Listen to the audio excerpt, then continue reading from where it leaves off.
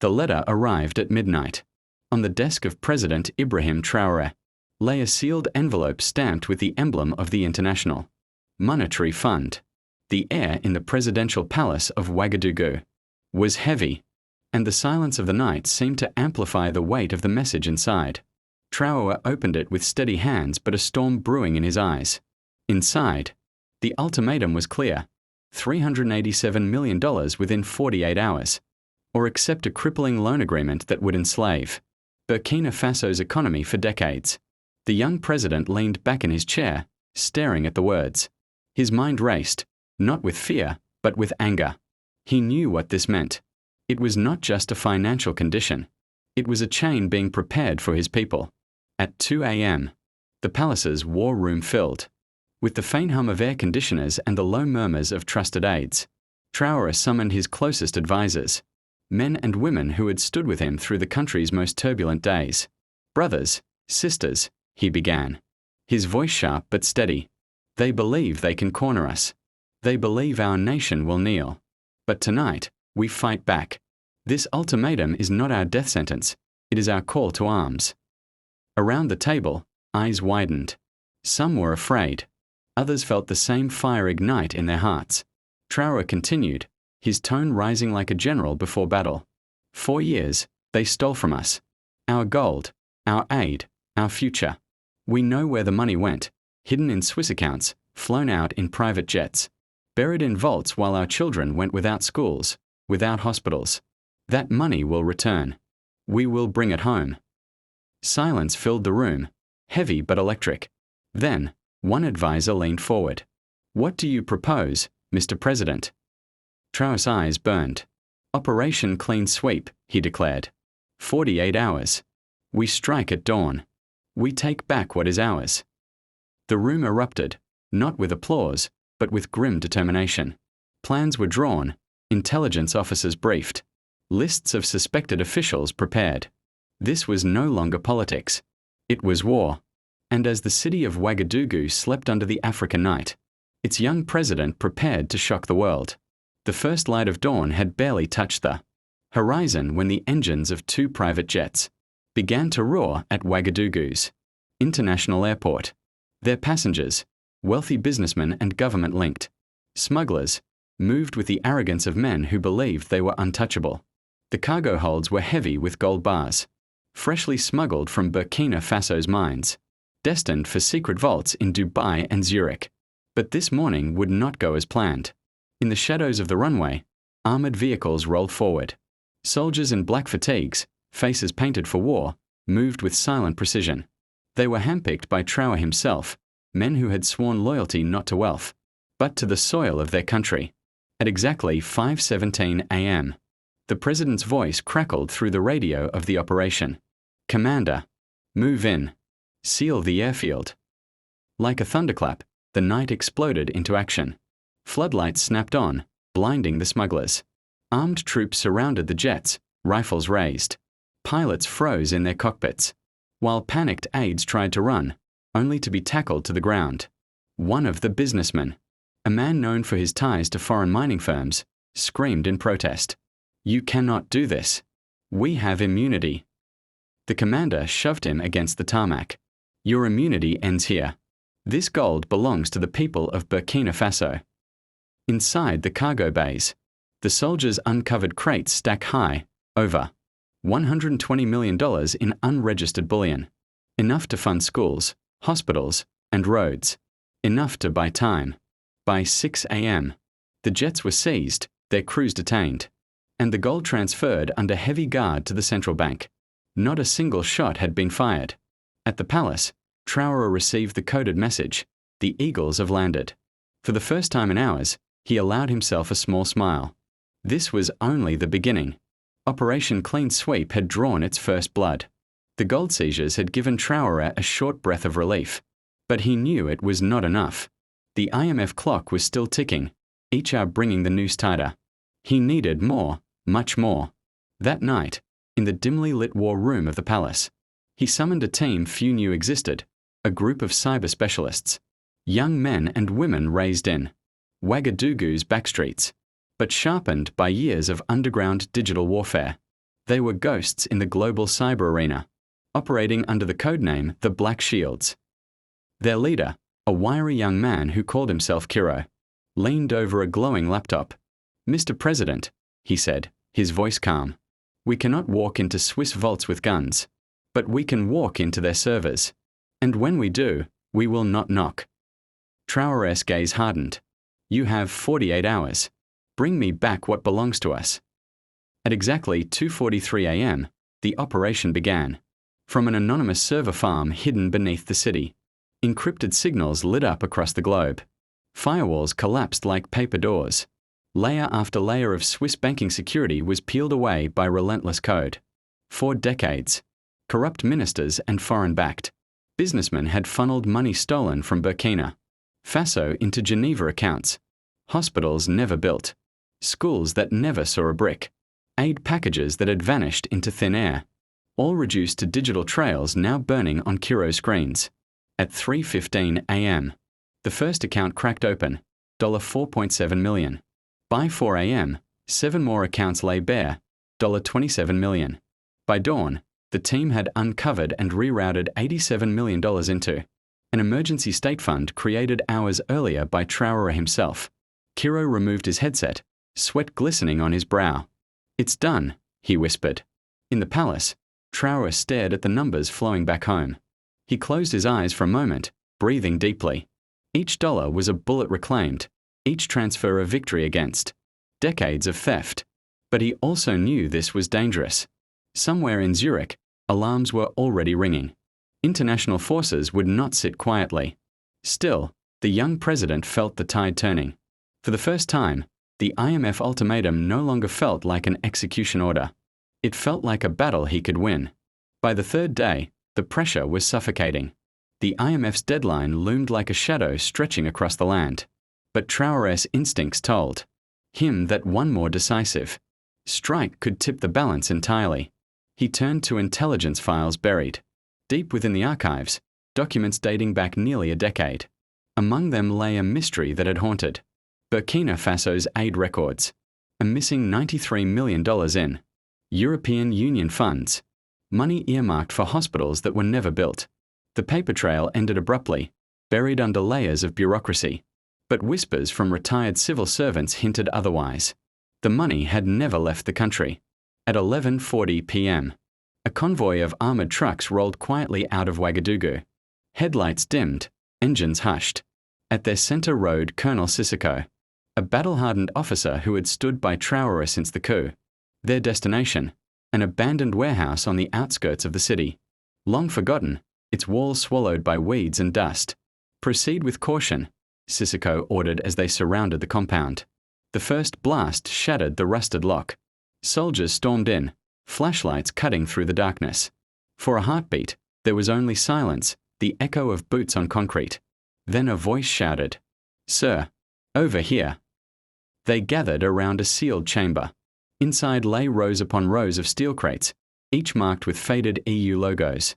With crowbars and bolt cutters, they pried one open, revealing stacks of crisp US dollars, bound in neat bundles. The room erupted with disbelief. It was all here. Every dollar. Hidden for years while hospitals stood empty and children died without medicine. By dawn, the soldiers had counted and secured the treasure, $93 million in hard cash. When the convoy returned to the palace, Traoré himself stood at the gates. The crates were unloaded before him, the bills shining beneath the morning sun.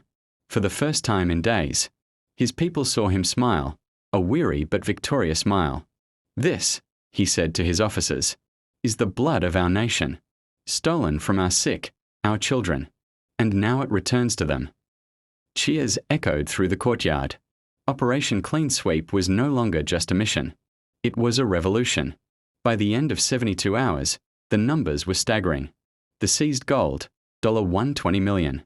The Swiss transfers, $87 million. The secret EU vault, $93 million.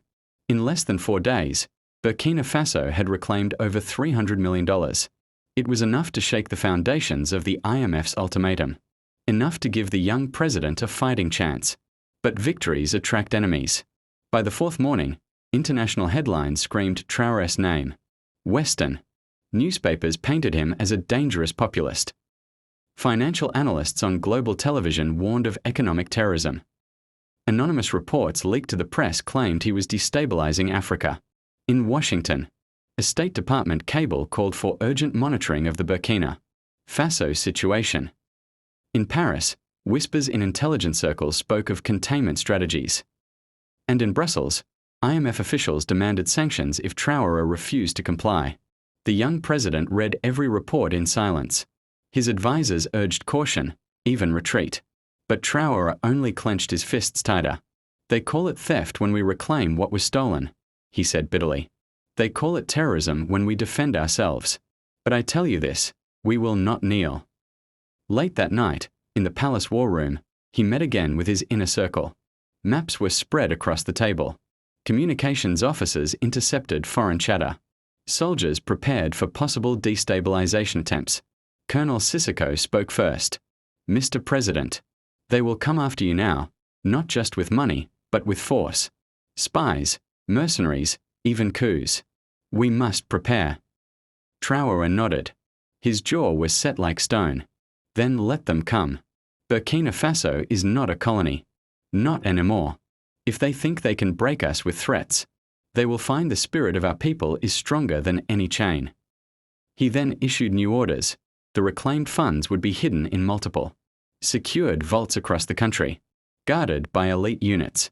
Portions would be immediately invested in emergency food supplies, medical imports, and energy reserves, proof to the people that the fight was for them. The IMF's countdown continued to tick. But now the battlefield was larger than money. It was about sovereignty itself. And Traoré knew that the storm was only beginning. By the fifth day, the war was no longer fought in banks or warehouses. It had entered the shadows. Western intelligence agencies, frustrated by Traoré's defiance, shifted tactics. Quiet meetings took place in hotel rooms from Dakar to Abidjan. Envelopes stuffed with dollars slid across tables. Promises of power whispered into the ears of Burkinabe ministers. All they had to do was betray their young president. But Traoré was not blind. His own intelligence service, built in secrecy after the coup, intercepted phone calls, followed couriers, and mapped every suspicious contact. Within 48 hours, the plot was clear. At least 3 ministers had accepted bribes, and a cell of foreign mercenaries had crossed the border, with orders to eliminate the president. Rather than strike in silence, Traoré chose the opposite. That evening, he addressed the nation live on radio and television. His voice carried not just through Ouagadougou, but across the villages and deserts of Burkina Faso. "My people," he began, his tone heavy but unshaken. "They have tried to buy your leaders. They have tried to kill your president. But they forget one thing: our nation is not for sale. Our lives are not theirs to take." At his signal, images flashed on the broadcast, photographs of intercepted meetings, audio recordings of bribery attempts, even documents signed with foreign seals. The names of the traitorous ministers were spoken aloud. By morning, the capital erupted. Tens of thousands filled the streets, waving flags, chanting his name. In villages, elders gathered their communities and swore loyalty. Even soldiers, once skeptical, now felt the fire of unity. When one of the exposed ministers tried to flee across the border, villagers blocked the road themselves, dragging him back to justice. International powers had expected silence, chaos, fear. Instead, they found something else: a nation awakened. Traoré stood on the palace balcony that night, looking down at the roaring crowd. For the first time, he felt the true weight of power, not in money, not in weapons, but in the voices of his people. And in that moment, he knew, as long as they stood with him, no foreign hand could ever truly control Burkina Faso again. By the 6th day, the name Ibrahim Traoré was spoken in every market stall, every village courtyard, and every crowded street of Ouagadougou. To his people, he was no longer just a president. He was becoming a symbol, a warrior who had dared to say no when the world expected surrender. But symbols alone could not feed a nation. The IMF deadline was almost upon him. Inside the palace, surrounded by economists and military strategists, Traoré sketched his next move on a chalkboard. The reclaimed fortune, over $300 million, was not merely to buy time, it was to buy freedom. First, agriculture, he ordered. We feed ourselves before we feed their markets. Irrigation, seeds, tools, every village must see change before the next harvest. Second, energy. No more blackouts, no more begging for foreign contracts. Solar fields in the Sahel, hydro stations on our rivers. Third, infrastructure. Roads, clinics, water pumps. Let the people see the money in their own hands, in their own lives. The ministers scribbled notes furiously, though some still glanced nervously at the clock. The IMF's 48-hour ultimatum was running out.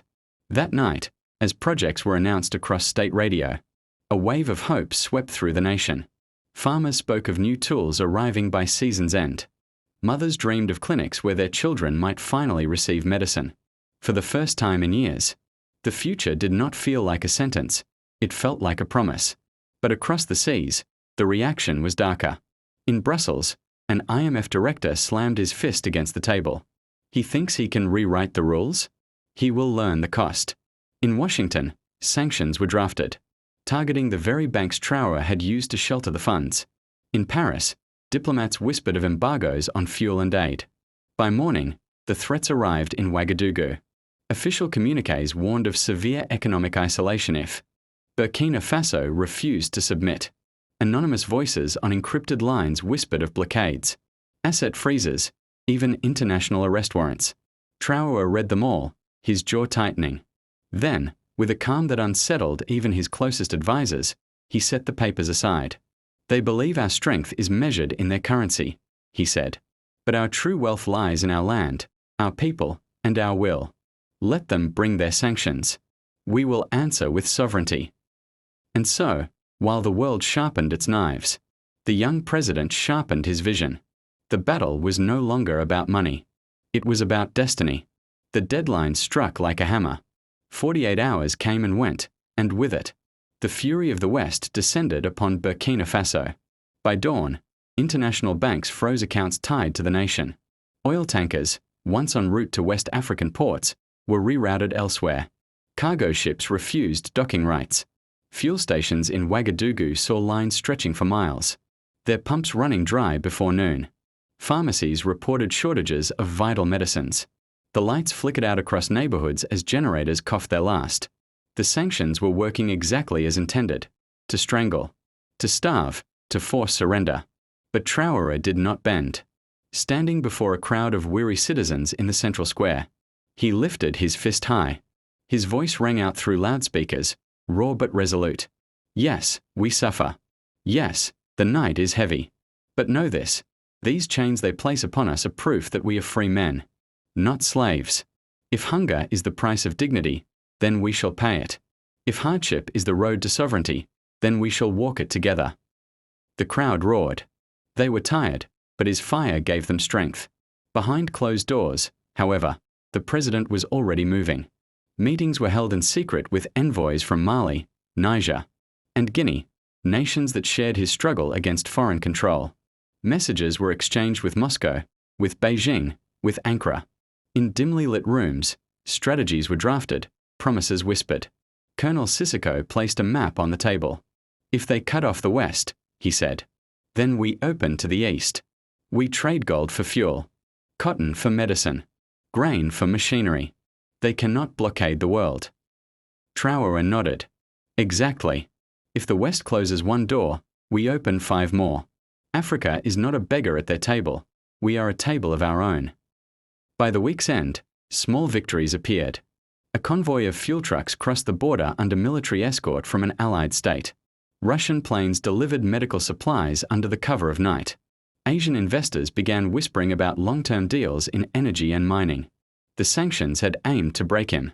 Instead, they forced him to forge new alliances.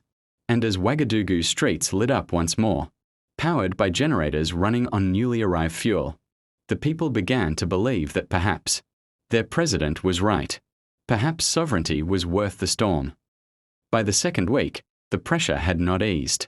Western powers, furious at Traoré's defiance, decided to strike from within. Plans emerged. Disloyal generals bribed ministers, and shadowy businessmen sought to overthrow him. but they underestimated the president and the will of his people. Traoré's intelligence service, now sharpened and expansive, intercepted every plot. Names, dates, and secret meeting locations were exposed. The moment arrived.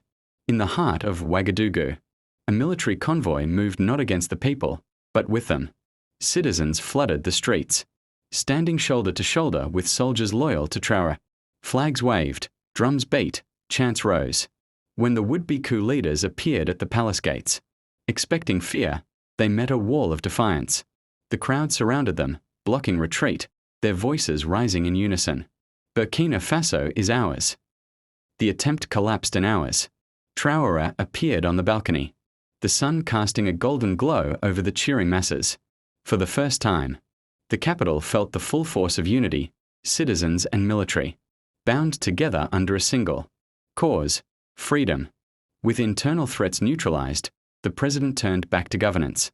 The reclaimed funds, gold, Swiss accounts, and EU cash were deployed immediately. Schools were built. Hospitals opened their doors. Roads connected villages that had never seen paved asphalt. Solar farms and irrigation projects reshaped the countryside. International powers, witnessing the nation's resilience, had no choice but to retreat. The IMF revised its position. Sanctions were lifted, and Burkina Faso, though battered, stood independent. Traoré's name became legend.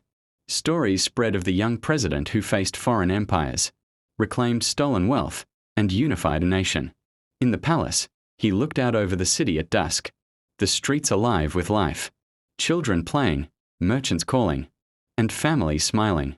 "This," he whispered, "is what we fight for. Not money, not power, freedom, and we have won it together." Operation Clean Sweep was complete. Burkina Faso would never be the same again.